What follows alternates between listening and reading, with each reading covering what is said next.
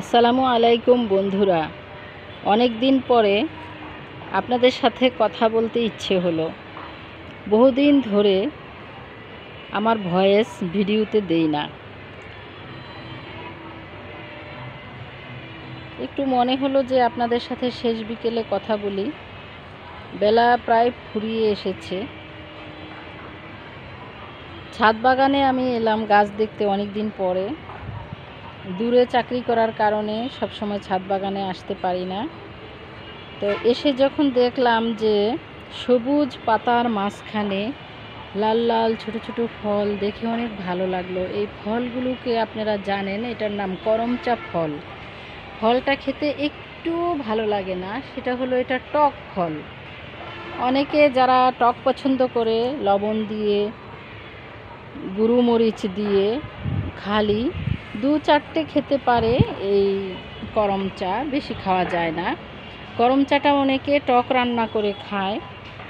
আর মূলত এই করমচাটা আমি আচার বানিয়ে খাই।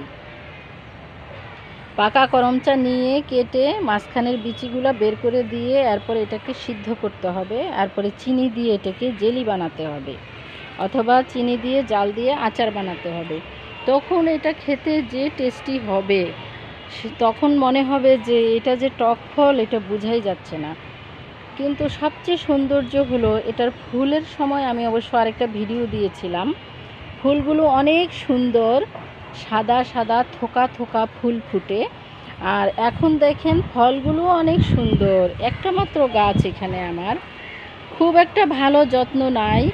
একটা রঙের 20 লিটার রঙের ড্রামের মধ্যে লাগানো আছে, রঙের সাদা বালতির মধ্যে।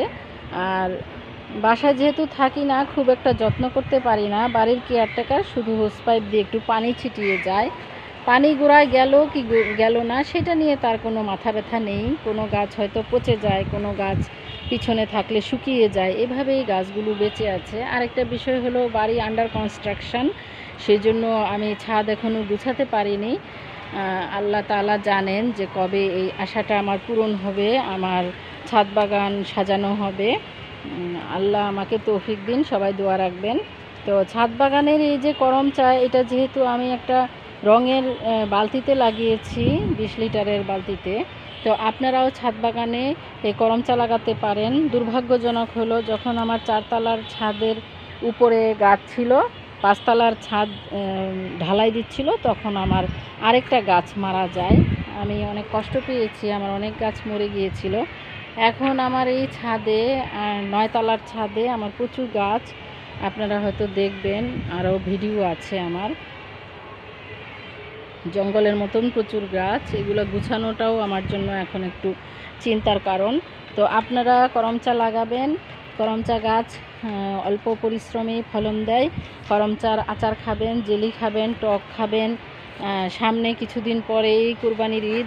কুরবানির ঈদে যদি আপনারা মাংসের সাথে, বিশেষ করে পায়ার হাড়ের সাথে যদি আপনারা, যেটাকে গ্রামীণ ভাষায় নেহারি বলে, নেহারির সাথে এই করমচাটা ইউজ করতে পারেন। এতে হাড়গুলো নরম হয়। এটার পরিবর্তে অবশ্য তেঁতুলও দেওয়া যায়, তবে করমচাও কেটে দিয়ে দেওয়া যায় বীজটা ফেলে দিয়ে। তো আপনারা সবাই ভালো থাকুন। সুন্দর ফল দেখালাম, মনটাকে ভালো রাখুন, সুস্থ থাকুন, বাগান করুন এবং পরিবেশ রক্ষা করুন। আল্লাহ হাফেজ।